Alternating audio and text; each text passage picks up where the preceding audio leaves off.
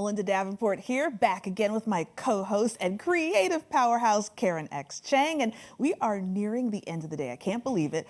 Time flies, of course, when you're having fun. So has MetaConnect sparked any ideas in you, confirmed anything? Basically, we all want to know what cool projects you're working on next. So many ideas, especially with augmented reality. You know, this year I've mostly experimented with AR by creating effects on Instagram. But if you've never made an AR effect before, I really recommend it. It's honestly the most empowering experience when thousands of people can use something that you've made, but then they can put their own creative spin on it.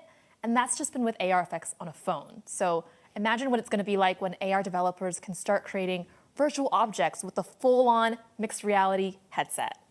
You know, I have to say, I really appreciate how thoughtful all of today's speakers have been. They were very open about both the challenges and the opportunities on the road ahead for the developer community. And personally, I think there's just going to be an explosion of creativity and possibility and just new ideas we can't even imagine right now. Well, I'm excited that you're excited. And that's actually kind of the perfect insight as we prepare our final moment of the day with none other than John Carmack. What do you think about that? I want to hear his take. Totally, same, unscripted no less. Hold on to your headsets.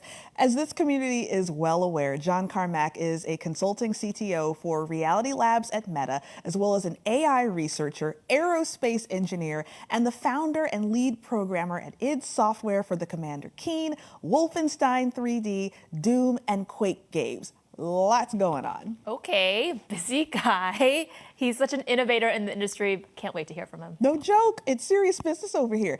And you're not going to want to miss his insights on the future of technology. It feels like the perfect culmination of today's journey, right? So, without further ado, please join us in welcoming the one, the only, John Carmack. And he's coming to us in avatar form.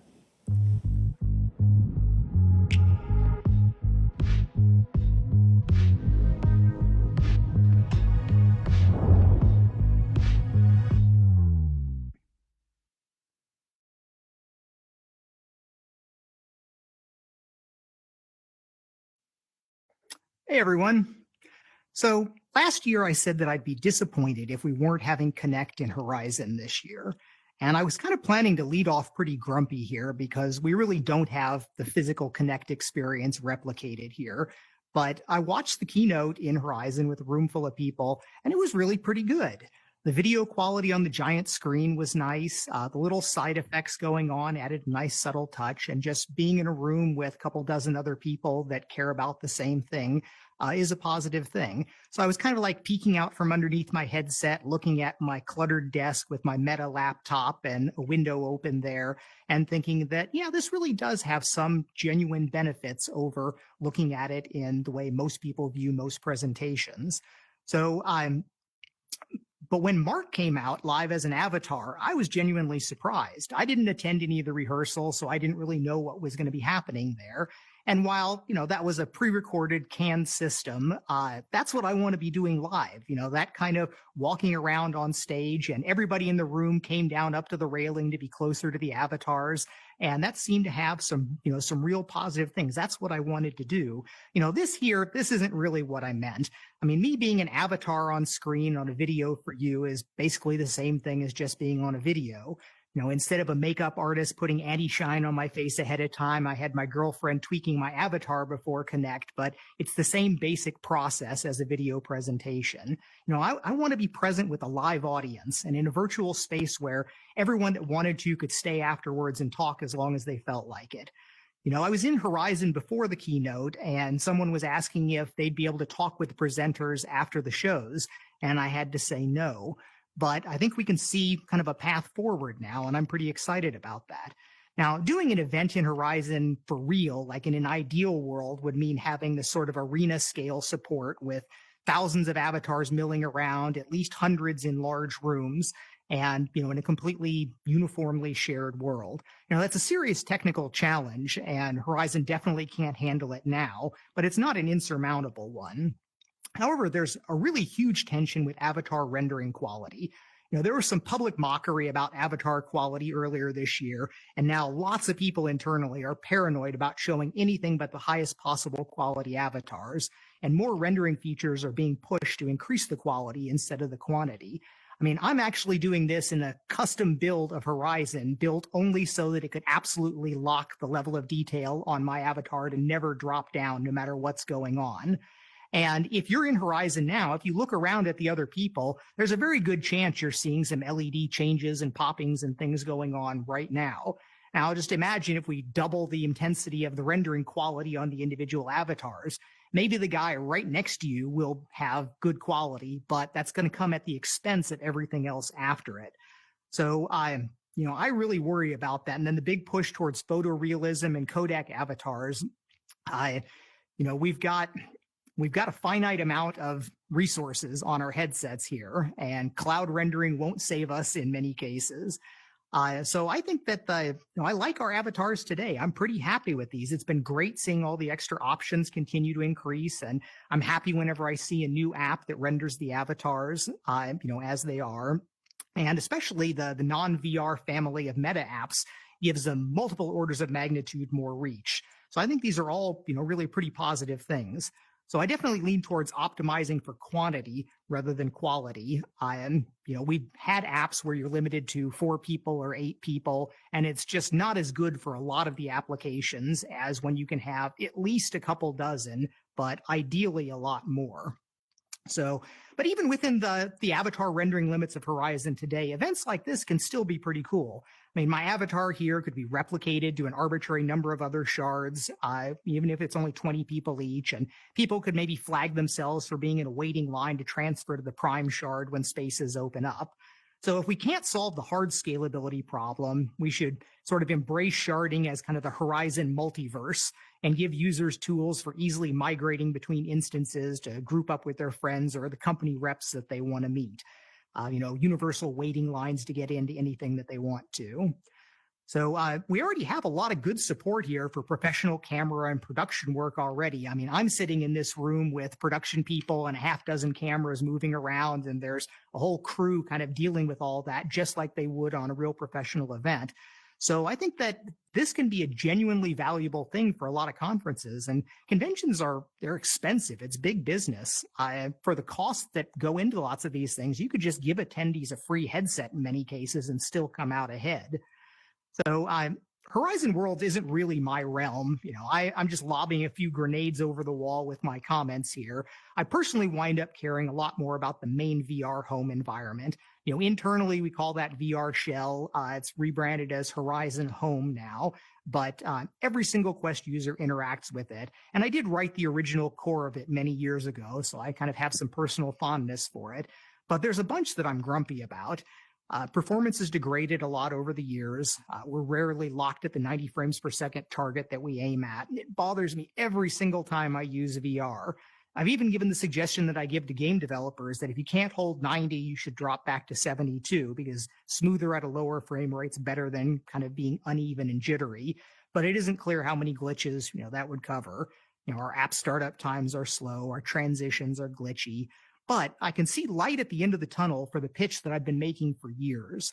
There's one click to social presence and a general purpose screen sharing model.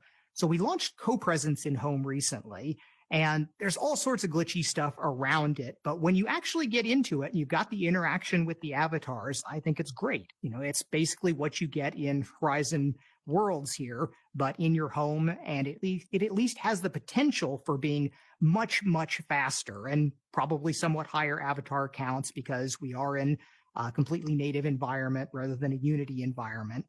But we need to make it a whole lot better. We need to make it much, much faster to get into. The thing that I love is that if you've got your friend on the Explore main page, you point at them, you hover over them, the party dialog pops up. You can just click on that, invites them to the party. It really is that one click to social presence that I've wanted for years and years.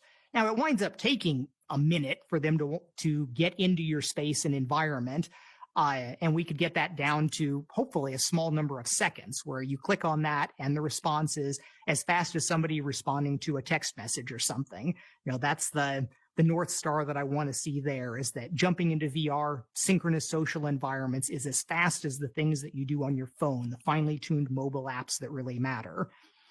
Some of the other little things that are going into that is we are going to be moving home so that you're embodied by default, where right now you're just the disembodied controllers floating there. And the first time you wind up joining a social environment there, for some people, that's the first time they've ever seen their avatar. Some people just kind of skip past that. And we'll get to the point where we do draw your body and arms like we do in Horizon Worlds in the home space, which will push people to get their avatar set up early and quickly. We're also going to put a really nice mirror into the world so that you can go ahead and set yourself up again, show you the avatar, make sure you're comfortable with it very early on. And a little in the weeds technical bit, almost all the mirrors that you see in VR games are done by rendering a separate view, and they're usually blurrier, aliased, generally not particularly high quality. While in home, we're doing a neat little trick, which is actually what I was doing all the way back in the Doom 3 game, where you sort of flip the world around, render through that cutout, and you can get as high a quality in the mirror as you get looking at things directly, which is kind of a nice little touch. Something else in the home environment, you can move around now. A lot of people haven't even gotten this really because it's a little bit unintuitive. You have to put away the menu system, then you can do a teleport move around.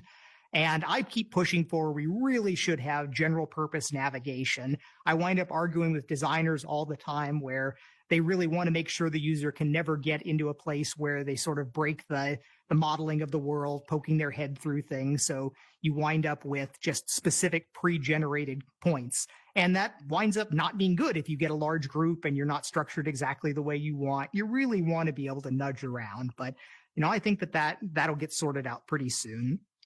The other side of this, though, is once you're there, lots of people spend lots of time in VR chat rooms with nothing but other people and mirrors, and there's value to be had there.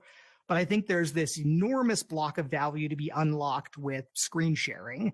And we have the basics of co-watching working in a specialized form with what's going on in sharing the immersive videos that you can see. And there's efforts going on to work on some specific progressive web apps for shared environments. But I keep pushing for a completely universal thing. Anything that you're doing on a panel, we should just re-encode it, share it with everybody, even if it does mean a quality loss over an otherwise optimal approach of kind of streaming from a central source. Because there are so many things that people do. I mean, people do basically everything on screens now.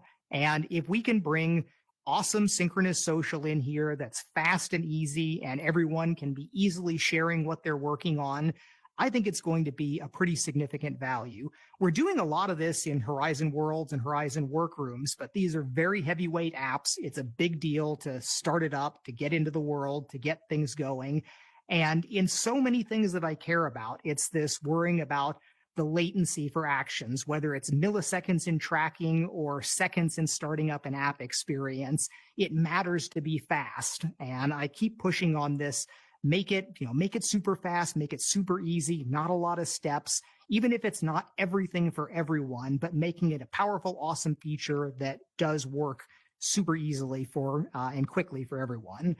So we made a bunch of advances in the voice latency where that was really bad where we were at last year. And in many cases, it's been cut in half. And we have some people now that are passionate about cutting it down even more, where I want us to get to the point where our voice communication is solidly better than anything that you get on a cell phone, where, we can be, once we get all the way down to tweaking the firmware for the audio drivers and things, we can get to, half or a quarter of what a lot of the voice communication that people work with right now, which can be really valuable. There's tension between what we wind up doing in home versus worlds, where I think there's another valuable point there. If we make it this great thing for people to just be jumping in super quickly to each other's worlds, then it's only one teeny tiny step to having those be persistent little worlds where it doesn't have to be tied to one person. I keep saying that every Facebook group should have a room associated with it. But I desperately don't want to reinvent Horizon Worlds inside Horizon Home. If you want a dynamic, interactive thing, go to Horizon Worlds. I just want home to be focused on avatars and panels in a good looking static world. We have people that want to be implementing scene graph animations, all programming language support, all sorts of crazy stuff in home. And I'm just like, no, push that off. Go do that in Horizon Worlds. Let's just keep this as simple and clean as possible so that they have minimally overlapping spheres of influence for things. As a side note, it was really nice that Horizon Worlds has finally announced moving to support traditional triangle meshes. So you can get higher quality environments. Like a lot of people comment how Horizon Worlds, they just don't look as good as the home environments. And that's because the home environments are raw geometry, pre-lit textures put on them. They're built by modelers in modeling tools that are highly optimized for this, instead of the Horizon World space, which was optimized around user-generated content and a lot of dynamic ability. So there's always trade-offs there, but there's clearly a lot of power in polygon meshes, and I think that it's going to be good for them that they'll be able to pull in a lot more of that quality stuff. So everybody surely wants to hear about Quest Pro, and I've always been clear that I'm all about the cost-effective mass market headsets being the most important thing for us and for the adoption of VR. And Quest Pro is definitely not that. It's a high-priced system, but it is a very fine piece of engineering that explores a number of new spots in the kind of VR design space. Now, I think they're calling it an XR2 Plus chipset, but it's basically the same cores as what you get on a Quest 2, but it's built so that we can access a lot more memory, and it has a much better thermal dissipation. So you can wind up running it at higher clocks and get more out of it. Been saying it for years, where we can't run any of our systems anywhere near what their theoretical maximums are because they'll just overheat. The heat dissipation is a really big deal. And there's some specific details around the chip packaging that means you can't just necessarily slap a bigger heat sink on this. Sometimes you need to change the way the entire chip is packaged. We are working closely with Qualcomm on a really next generation XR2 chip. I've been really supportive of our Qualcomm partnership. There's lots of people internally that really want to make our own chips. And, at some point you want to, Apple takes control of their own destiny, making their chips internally. But, I don't think we're at that point, and I don't think it would work out that well. And Qualcomm's been a great partner to work with.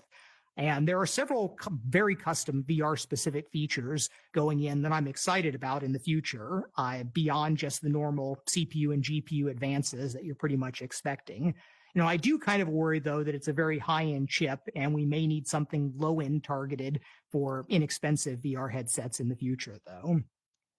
So one of the things that drove the Quest Pro design from really early on was this notion of form factor. There were a bunch of people internally that thought that the kind of shoebox on your face point of the existing VR headsets was a major barrier to adoption. And making it smaller, more compact, a little more stylish was a really high point, and it drove a lot of the push to pancake lenses. And I'm not sure how important that is, but I am the wrong person to talk about what's going to be important from kind of a fashion or social sense there. It's got a larger battery. If you use it just like a Quest 2 without engaging any of the new features, it should last longer. And importantly, it's mounted in the back of the headset. So lots of people wind up using external battery packs for Quest 2 just to kind of balance out the weight and make it more comfortable. But in Quest 2, you can't literally remove the battery from the front of the headset and put it in back. This headset's kind of built like that. Then we've got the charging dock with it, which is probably more important than a lot of people think, where it is a huge issue for us, where people not having their headsets plugged in and not being updated and all the things that fall off from that, where we've got with the charging stand, it's obvious what you're supposed to do. You put it back on the charging stand and it will always be ready. And that's probably going to lead to some significantly better kind of user satisfaction metrics versus the Quest 2, which you may power off, you may plug back in, you may charge up and take off, all sorts of different possibilities there. So the overall headset is heavier, but the comfort's broadly better than a baseline Quest 2, especially for the less dynamic applications. if you are just sitting there doing work applications or watching a movie or something, having it sit resting on your head without any pressure on your face is unquestionably a better situation. We have people that leave it plugged in and have been using it for many, many hours a day, noting how much more comfortable it is than Quest 2. So you have eye relief adjustment where you can have it adjust the screen, closer or further away, but you don't have tilt adjustment like you could on the kind of ear sides on Quest 2. So some pros and cons there. You've got smooth IPD adjustment. So people that weren't close to one of the Quest 2's 3 notchy adjustments are liable to get a better experience. But it also, because of the optics, it has a broader kind of a broader eye box no matter where you've got it. Probably the most important thing that people will appreciate is the crisper display. And that's both due to somewhat higher resolution, but also very much the pancake lenses. With Quest 2, when you looked kind of straight ahead through, the middle 20, 30 degrees, you would usually have a really good picture. If your eyes were lined up, the IPD was correct, you could, people with good eyesight could still kind of basically see the pixels there. But once you got out of that range towards the outside, even just being off center, and then especially when the Fresnel rings started going out, that was hurting the view a lot. So I was saying before that Quest 2 is really optics limited more than pixel limited over the vast majority of the screen. With Quest Pro, it really is clear pretty much out to the edges, where you can bring up a dense web page with small text, spread it out over most of your field of view, and you can read by just tracking your eyes back and forth. While, with Quest 2, you would really kind of have to look over and track your head around back and forth. But the downsides of this is that the blurriness around the edges in Quest 2 is what let us do the fixed foveated rendering, where we kind of chop down the rendering quality around the outsides if an app asked for it. And that could get us, 20% performance in some cases. If you do the exact same thing on a Quest Pro, it's much more obvious that the pixels are getting chunkier and blurrier over to the edges. So that's something that is a little bit of a balance, because again, we really don't have more GPU power. And if you ask it to render a lot more GPU pixels, you run the risk of running into frame rate problems there.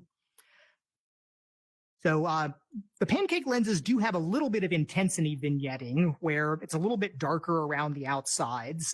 We can choose to correct for that, but it then means losing some of our dynamic range in the middle. It's not really clear what the right choice there is. One thing I'm very happy with, though, is that a lot of pancake lens designs do have sort of a characteristic ghosting of where you can sort of see multiple copies of an image if you've got really high contrast. And our production lenses here, I have yet to see an occurrence of that really bothers me. So that's a really nice thing.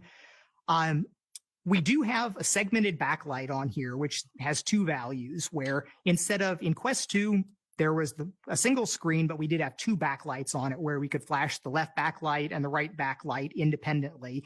And at 120 frames per second, we skew them a little bit to give us a little bit more margin for the LCDs to settle. Quest Pro has a whole lot of backlights, a full grid of them. So we can kind of strobe them off in rows or columns as we scan things out, which lets us sort of get the ability of chasing a rolling shutter like we have on some other things, which should give us some extra latency. But unfortunately, some other choices in this display architecture cost us some latency. So we didn't wind up really getting a win with that.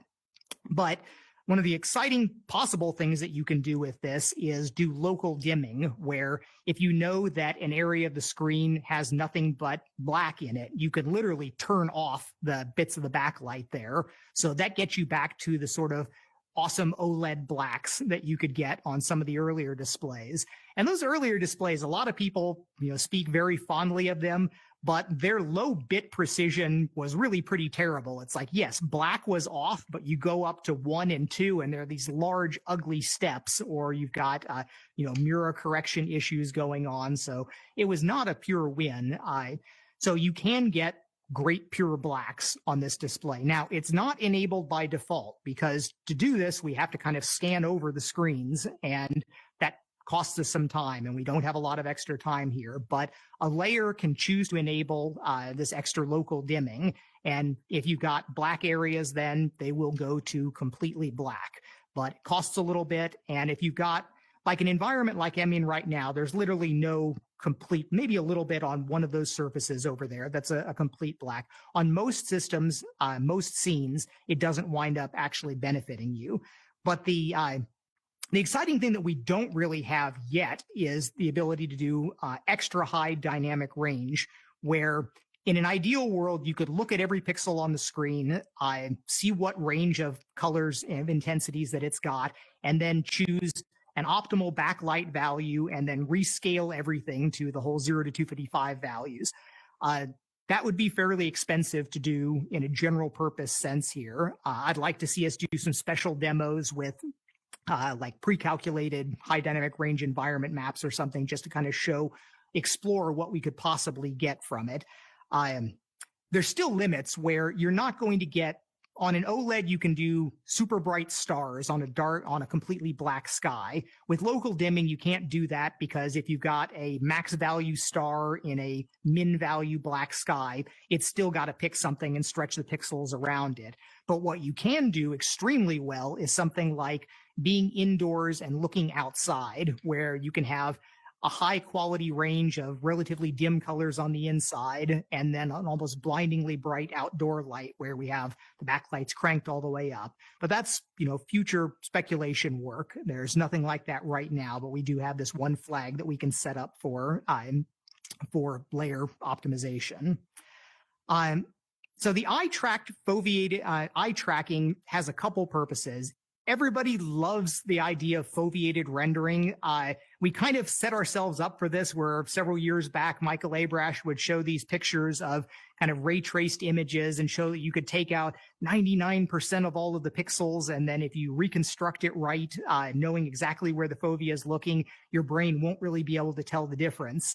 And people have been hoping that this foveated rendering could give us sort of integer multiples of GPU performance. And it's definitely not going to work out like that. And the problems come from aspects of the architecture, both of the eye tracking and also the way we generate our pictures, where the eye tracking is basically little cameras that are looking at your eyes. So to be able to tell where the eye is looking, it has to take a picture, scan that whole image into the main processor. Then it has to run a whole bunch of machine learning models to figure out, all right, where is this actually looking at? There's a lot of uncertainty in how the headset's positioned, how different people's eyes look, their eyelashes interacting with all of that.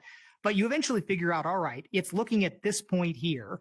But what the rendering system needs to know is, where is the eye going to be when this image is actually shown on screen? And that's the whole latency of the rendering pipeline. And for most of our systems now, it's in the neighborhood of 50 milliseconds. Now, the eye can move a pretty long ways in 50 milliseconds. And even when it's going relatively smoothly, unlike our controllers that we don't have accelerometers on your eyeball. And extrapolating from just these images is hard. It's hard to do accurately. And if you don't do it accurately and you predict the wrong place, then you wind up looking at a blurry system, a blurry set of pixels. So there's things that we can do to be chopping this down. Like right now, you kind of have to specify where the foveated region is ahead of time. But the GPU breaks everything up into these little blocks as it renders them going across the screen. And what we'd ideally like to have is, just before the GPU starts rendering a block, it goes and checks, will this block be under the eye's fovea when this image is actually displayed? If so, render it at full quality. Otherwise, render it at a reduced quality. We don't have the ability to do that right now, but the system is capable of it. We should be able to work with Qualcomm to eventually get something like that in. But even when all's said and done, it's probably not going to be a really big speed up. In theory, it should be somewhat bigger than what we get with the fixed foveated rendering, but it's only going to be a huge win if you've got very shader heavy systems that are able to save a whole lot from the pixels. So, don't get too excited about that. As far as eye tracking from a social standpoint, a lot of people kind of take the eye and face tracking combination of this ability to have this extra level of social interaction, all the subtle cues. Again, I'm not the right person to be passing judgment on something for social interaction, but it's lots of engineers are working hard for day zero patch to try to get this as good as possible. But it has, I'm not using this right now. I am in a Quest Pro headset, but I don't have any of the special features there enabled. Right now, there's at least a decent chance I would wind up doing something very embarrassing looking, which would certainly get captured and pointed out on camera. But just like with hands, we shipped Quest with no hand tracking whatsoever, but we've had multiple generations of improvement with the same raw data comes in, and the models get better and better, and the user interactions of these get better and better. So I do expect the social stuff will get improved to the point where it really is pretty good. We've got, again, one of the big advances of the new chip is that we have lots more memory. And that primarily allows us to do multitasking, and it makes app development easier.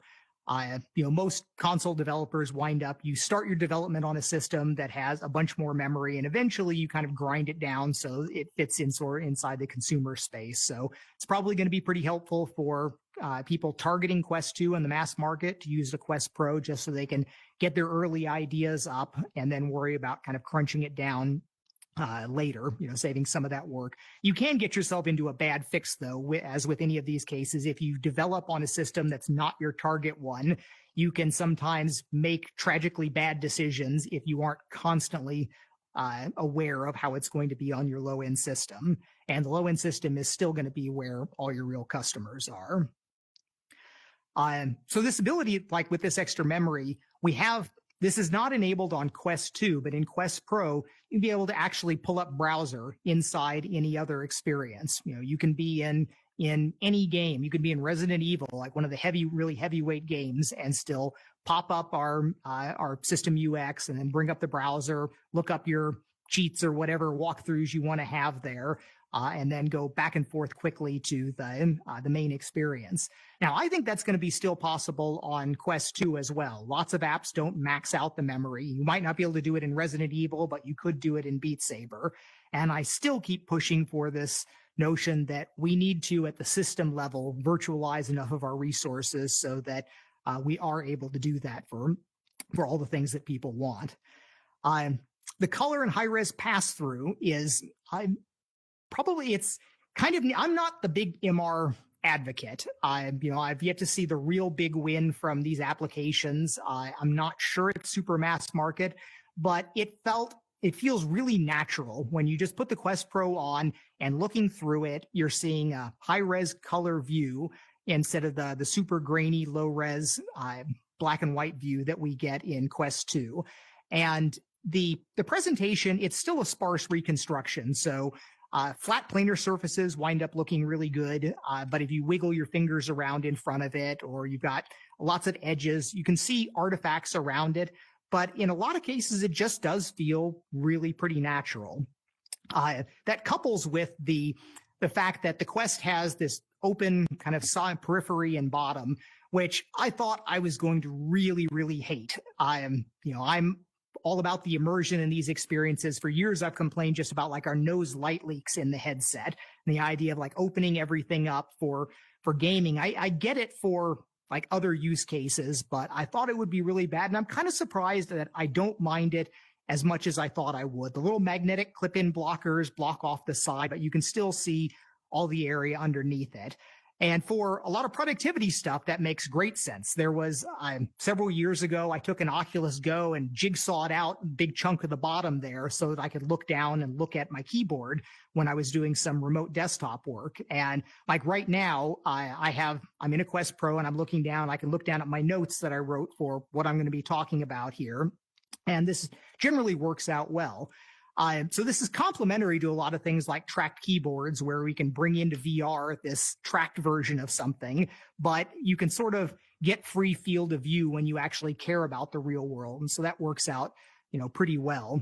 And when you're looking through the pass-through like that, it really does make me feel good about the quality of the projection and reconstruction, and just the fact that you can take your controllers, and slide it in and out between the real world underneath it and the virtual world above it, and they line up really well. And when you're in pass-through, the fact that you can look at edges and move around. And it's almost like you've just got kind of a blurry filter wearing on glasses as you look through it. And there's so much detail work that goes into that. And, we've had regressions with that over the years, but the team's done a really good job with that. The more flexible controller tracking. So each controller really is a full-fledged computer system. It's got multiple cameras on it. It's doing its own tracking. And that's, it's kind of amazing that much goes into it. It's not clear that it's necessarily worth it, but you can put your hands behind, you can hold it here for a long time, where with normal Quest tracking, my arms would start freaking out after a few seconds because it can't see any of the LEDs. But now, I can have my hands under the desk here, behind my back, and it's expected to just work. So that's generally nice. There's some downsides, I can't wrap my head around and play claw grip for Beat Saber the way I'm used to, because then you'd actually block over the controllers, but they feel good. Now, most well-designed games don't ask you to do a lot of the stuff that doesn't work well, so it doesn't necessarily improve too many features, and wise developers won't start doing that just because Quest Pro has these controllers, because Quest 2 still won't. But another thing that I do hope is the fact that we basically are doing 3-player shared space with the controllers and the headset now. So I'm hoping that this nudges ahead the demo work that we did years ago of allowing multiple headsets to cohabit in the exact same space, which everybody thought was amazing, but it was hard to just figure out how to productize and what the kind of near-term user value would be for things like that. So now, as a counterpoint to all of this Quest Pro design space, I do personally still try to drum up interest internally for this vision of a super cheap, super lightweight headset. I've got this rallying cry of $250 and 250 grams as a target, but we're not building that headset today, but I keep trying. I think that maybe cutting out a whole bunch of stuff winds up opening up some of the comforts of being super light, as well as opening it up to more people at the kind of low-end price points. Now, of course, price points leads to the point about the Quest 2 price increase, which is obviously super unpopular. And there's no question that it's weird to have a headset or have a consumer device go up in price later. But they're actually, so the dynamics of subsidizing hardware, which is super common on all the consoles, and it's just kind of the way a lot of these closed ecosystems tend to work. The model is you sell the device at a loss and you make it up on kind of the software that you wind up selling. But that winds up having a bunch of perverse incentives for general user value. When you have some of the most popular apps on Quest are free apps, VR chat and Rec Room that, we get no revenue from at all. And while they are sitting there at the top of at the top of our ranking lists in many cases, there's not a lot of internal push for that, because the idea that we don't get anything from that, and if we're losing money on every headset, then there's at least this incentive, you really are free apps good for the ecosystem. So raising the price to a point where we're not wincing every time we sell a headset, that has that really, really positive upside that people can choose to refocus on. We don't care how you use the headset as long as you're getting good value from it. And I think that's really important for us, that this idea that, free App Lab stuff, free web apps, people sideloading, it's all good. As long as you're getting good value out of this headset, some fraction of the people are going to use the best of breed high-end applications that are curated and selling on the Quest store. And that's great. And we'll make money from that. But all this other stuff, I'm happy for it to exist. And I'm happy for there not to be even any just subtle back of the mind, unconscious bias against it. I want us to be celebrating our free applications as much as we possibly can. So I'm going to go over some of the wins that we have gotten in the broader VR ecosystem and check in on some of the things that I talked about last year. So the Meta accounts getting divorced from Facebook was, it's kind of a big deal, and you would not believe how much work that took internally. I mean, it was really a shocking amount of labor and planning work that had to go into separating all of these things out. Now, it affects much more than just VR. It's all across the whole family of apps, but it was a really, really big deal. And this did remove one of those objections where there was a fair amount of noise online where you had a bunch of never Facebookers that would not get a Facebook account, would not get Quest 2. Now, Quest 2 sold more VR, headsets than all of our other headsets put together. It clearly did not hurt the product that much. And I note that we're not really seeing any huge influx of new people that do not have Facebook accounts right now. But I get the fact that having these different worlds tied together is not a good thing. If you have a problem with your Facebook account, it should not affect your VR account. And I have a little bit more of a personal taste of this. Last month, I actually temporarily got suspended from Twitter because I had posted a VR capture, a mixed reality capture of me playing Beat Saber on a Panic at the Disco song. And some new content trolling thing went over that. It's like, oh, copyright strike. You didn't have rights for that. And I'm like, oh, that would have really sucked if this was my VR account and I couldn't get into VR. It was easy to get back in. It was okay, but I get it. There's a real issue there that we do have to be kind of aware of. And unfortunately, the benefits that I hope to see from our Facebook integration, we really didn't get that. I mean, we integrate your friends graph and that's a good thing, but there was a little point where I still think back to, we had a version of Venues where we had kind of a deeper Facebook integration where we would look at what you've, what posts and things that you've liked, and it would tell you if the person sitting next to you was, had also liked similar things. And I thought that was really cool as kind of an icebreaker way, but it eventually didn't pass kind of our privacy reviews of things, and people don't believe it. They just don't credit it, but there is an enormous amount of oversight and work and review that goes into trying to actually do positive things with all of this data that Meta has. And, I often think it winds up getting in the way of making the features that people are going to feel, are going to have a great time with. But it's important for this company level, real doctrine about being very, very careful with all of the user data. So the headset tracking robustness, as you move around, has improved a lot. Internally, we had two completely different tracks of tracking. We had our sort of production tracking, and then we had research tracking. And there was a massive effort to kind of take the best of both of them and merge them all together. And we have real telemetry on this, that a lot of these things like Guardian not found and tracking loss situations have been measurably halved over the last year. Now, individual people still have problems. I mean, I've still got one headset in one room that seems to lose my Guardian every single time, and that's frustrating, but we are making some real progress in aggregate.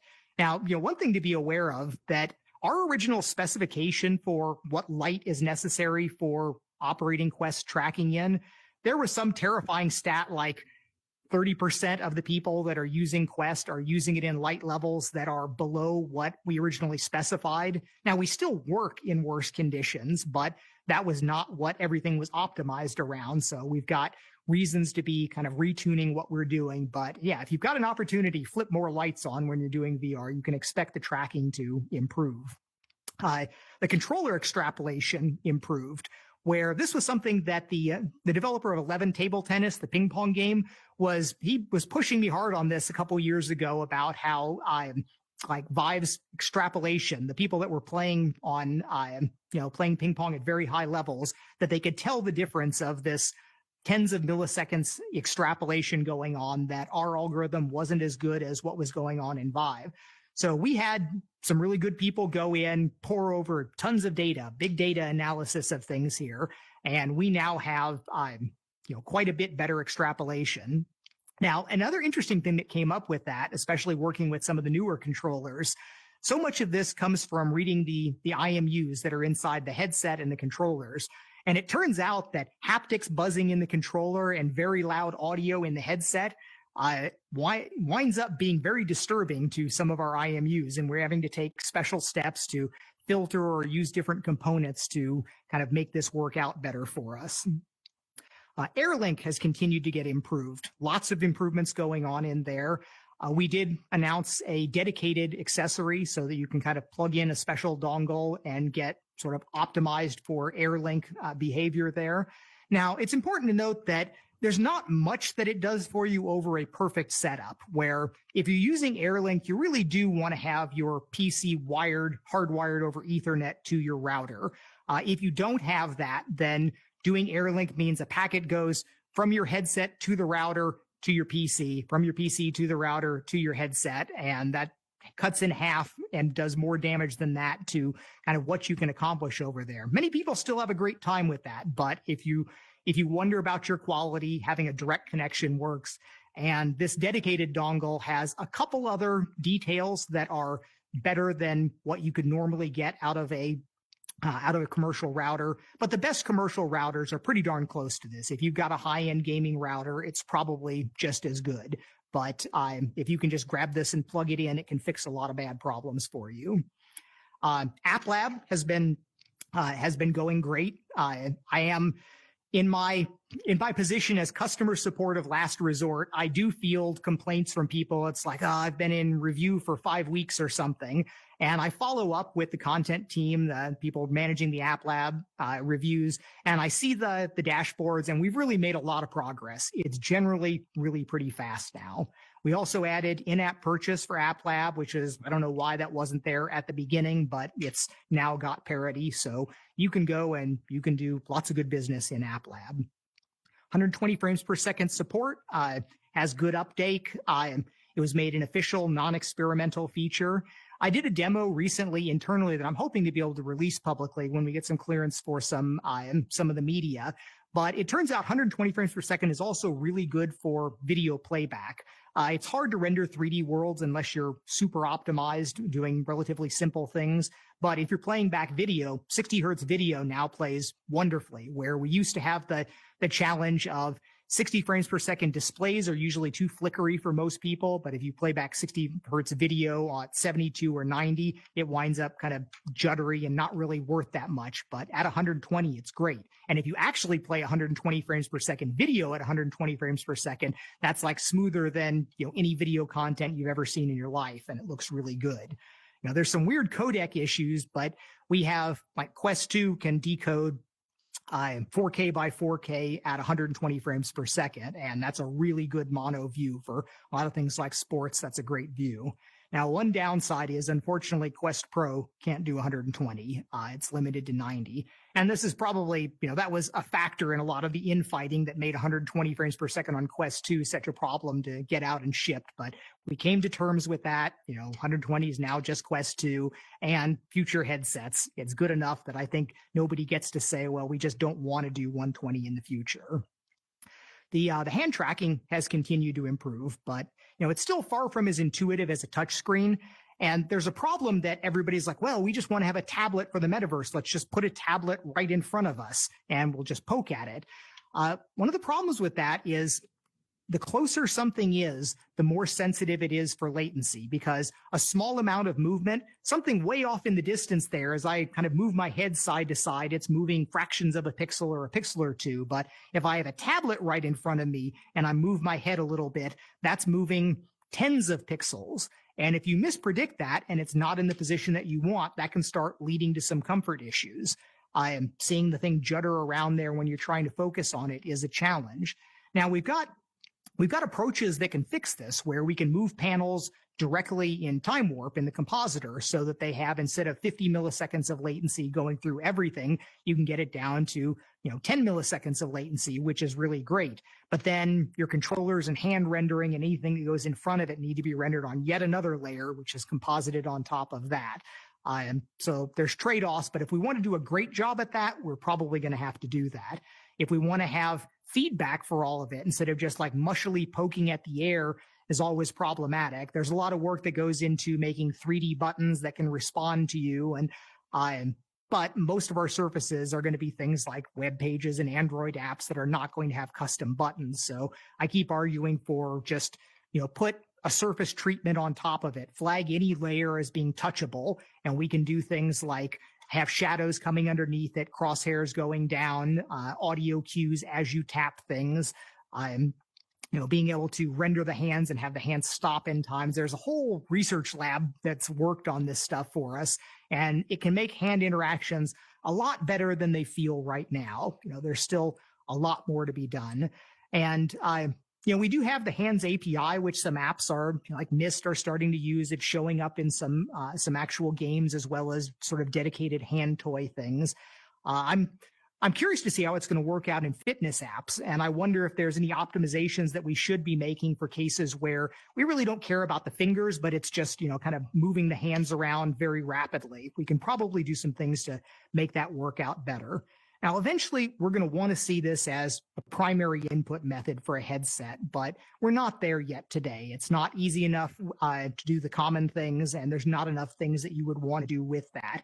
But it doesn't seem too far off for us to be able to at least get somebody that's using a headset mostly for social work, social interactions, to be able to be sort of controller free and just drop the headset on your head, start using your hands. And that will be a good step forward in usability, especially for people that are not common users of this. It's people that give demos to other people and try to educate them about how to use the controllers in VR. It's always a little bit of a stretch. And if it really is just tapping things with your hands, that's going to be a good thing. Productivity has been slowly getting better. Bluetooth keyboard and mouse support's actually getting pretty good. It's like every year I go and I try to do some research work completely in VR, just bring out all the web pages and try to use this like I'd be doing with a workstation. And it's still not there yet, but it's getting a lot closer. Last time I checked, Bluetooth keyboard and mouse support just worked. Everything was perfect except the mouse wheel scrolling was a little weird. And I heard that they, just like in the last release, that got a patch too and may be fixed now. The multi-window support's getting better. This is mostly for browser today, but there is this promised land of all Android apps, remote desktop, and all of this coexisting, letting you stretch them out and do all sorts of different things. Monitor replacement's not there yet today. But I did have one interesting experience where in the Immersed app, when I went into there and my phone's just this giant thing, but I really noticed how much detail I was missing on the phones. And I see that in some of the other cases where I wind up looking at this 8-foot wide screen in virtual space. And I don't have great vision. This might not be the case for people with really great vision, but I'm like, oh, I'm seeing more stuff there than I was in reality. This is actually kind of nice having that big setup. So eventually we do want to get to the point where we're having people travel with a headset instead of a laptop, dog fooding that. It's going to be super painful for a while, but it's only that type of work that's going to get us to where it really does wind up displacing other devices, which is my whole win condition. We're not going to be able to just get everybody to buy one new device on top of everything else that they have. We have to be something that has all this awesome new stuff, but also displaces one of their other devices. The VR camera has improved, where we finally have an advanced camera settings dialog like people have been able to get with console commands or SideQuest or Developer Hub, being able to get 16:9 recording, bitrate options, having motion stabilization is really nice. We do still need an option for kind of toggling on the stereo 3D capture support that I added a while ago. And I also want to push for frame rate controls, where even in our keynote here, I wince a little bit when I see real in-game footage. It's always kind of lurchy because it's captured at some fraction of our display rate, which is not what's being played back in the video. What we need to do for people making high-quality footage for other uses is we need to say it's 60 frames per second capture and force the application to also run at 60 frames per second. It'll be a little flickery at 60, but for your top quality promotional footage, that's really what you want to do. Casting to the phone flow is also improved. I still do want a 0 steps path. I think that what we should have is if one of your headsets that's paired to your account is in use, you open up your phone, it should just be showing you what's happening there without having to dig into casting and starting from the device there. The mixed reality capture exists for us now, but it needs to get a lot better. We actually had an internal Beat Saber tournament event at Meta, and the kind of special finale was going to be me versus Mark Zuckerberg, and we were going to do mixed reality captures of each of us before they put it all together. And it did not work out. We both got super frustrated. And in the end, we just had, external footage, and some poor video production team had to like carefully stitch all of us out for our internal event. And by the way, Mark is really pretty good. I've spent a lot more time, I think, on Beat Saber, but he's very competitive and he put a hard run at that. We've got more cool home improvements, not as many as I would like to see if we just opened it up to everybody, but the environments are super high quality. I was just looking at the Lord of the Rings environment that I've got set on this device, and I'm always happy seeing those things there. That does bring up kind of this point about standards where, people are talking about we spent a lot of time adding GLTF support, and I don't think we've gotten literally anything for it because we don't open it up for anybody to kind of make things with it right now. It's just part of our internal tool chain, and sometimes we don't even use it.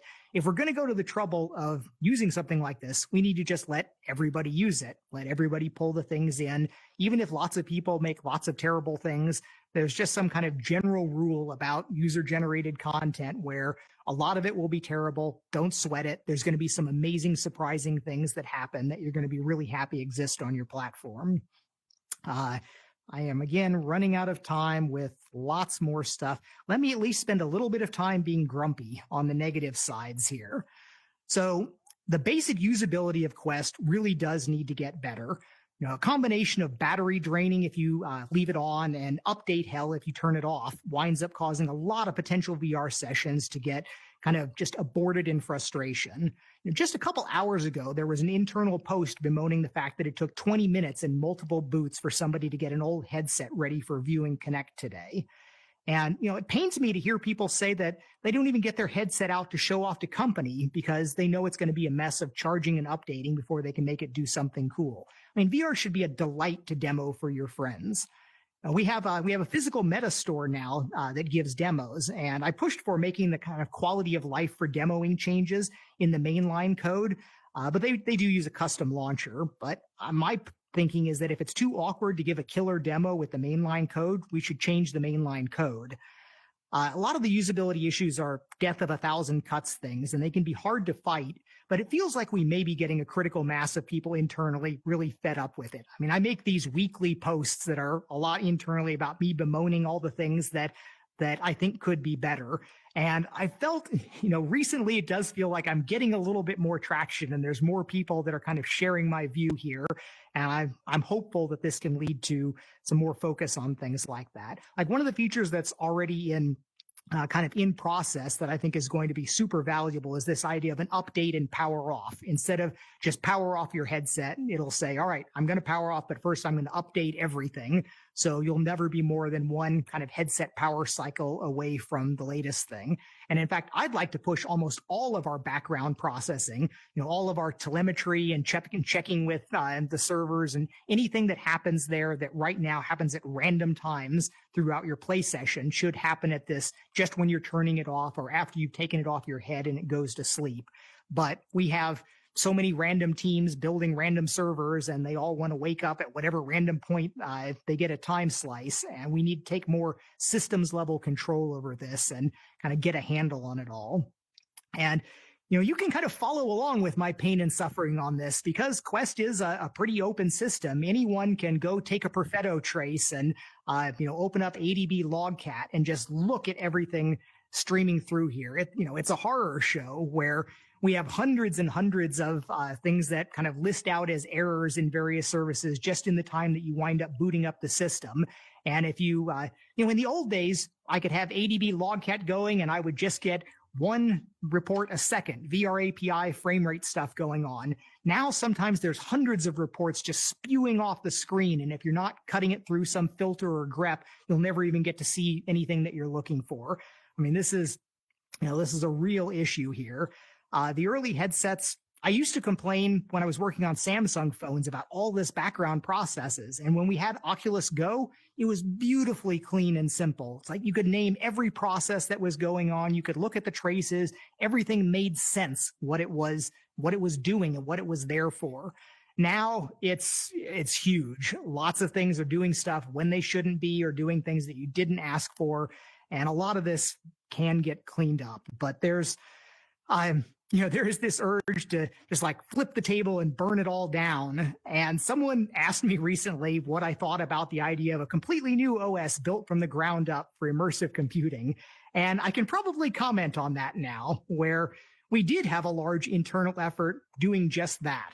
And I was not supportive. In fact, one of my internal posts got reported and removed for being not sensitive enough. I so get the desire to want to do that. I mean, this idea of I'm painfully aware of all the things that are wasteful and not good uses of resources. And there's so much that we could do. If you imagine from a clean sheet of paper, first principles view, like how would you write a system that does a great job at all this? Oh, I know what I would want to do with all that, and it would be glorious. But as soon as you wind up opening it up to other teams, other developers, especially third-party developers, you've just given up all of the kind of benefits of having super ultra tight optimized work, where we could make some simple applications that are 10 times more efficient than what they would get implemented as a progressive web app or something. But most of our apps are doing things like they're running worlds in Unity, or it's running a web page in Chrome. And these are doing real work. And the systems that we have fundamentally, like at the operating system level, it just doesn't matter that much. I like to say 35 million lines of code in Chrome, they laugh at your microkernel optimizations. It's just not going to make that much of a difference. So, you may still want to have your own operating system for strategic reasons. In any, all of these huge tech titan companies, there's the who's in alliance with who at this time is, are they going to get mad at you and try to do backroom things about whatever? And there's fears about that, where if you own everything, if you write everything yourself, you've got total control. But it's just not the wise move if you care about broad third-party developers. Even if you make something better, there's so much value in having Stack Overflow and having all of these other examples of everything that everybody's done. I mean, the Android build environment for native code is horrible. I mean, it's just, I get angry and want to throw things when I have to work at it, but I can find answers on Stack Overflow and Google Docs and all the things that other people have done before me. And I wish I could write something that's super clean and easy and has nothing that I don't need, but I know it's really not the right thing to do there.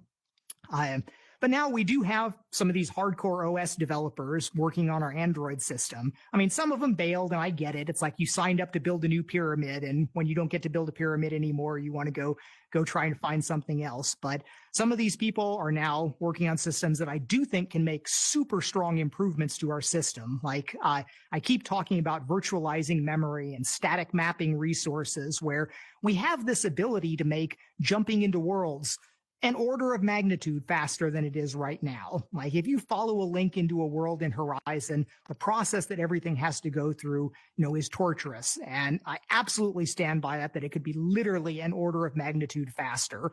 And I think that there's the possibility of working with Unity and Unreal at the engine level to build things in so every developer doesn't have to learn new things. We just work out some things in the asset provisioning process that can take advantage of some of this new technologies that can work out. So I think that's a practical path to getting some of these cool OS level functionalities in that can really matter, versus boiling the ocean, building a new operating system from scratch, writing new application models, programming languages, all the possible things going on there. So I think we're actually over time. Can I go over time? I've got plenty more I can talk about. Can you give me a cue, Nate? Well, I guess I'm seeing a no head shake there. All right. Well, I'll be heading into a Q&A later on today. Unfortunately, there's only like a dozen something people that are set up for that. Again, my vision for VR Connect is that I could have the same crowds of everybody that wants to listen to me talk for 5 hours can just cluster around, and we'll spend the whole day going over like the old days in Physical Connect in California. I think we'll get back to that in VR, maybe even next year, and it's going to be amazing. So, all right.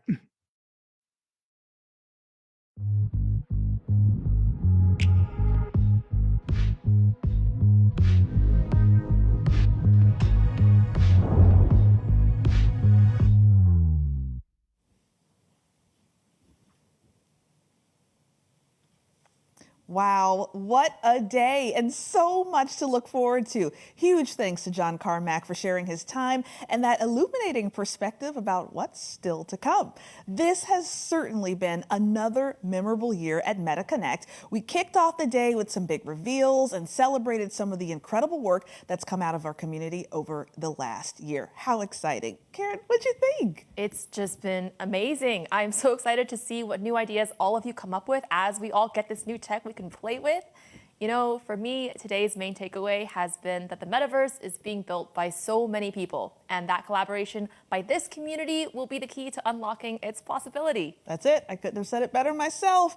And also, thank you, Karen, for experiencing this by my side, for your enthusiasm. You are just amazing and incredible.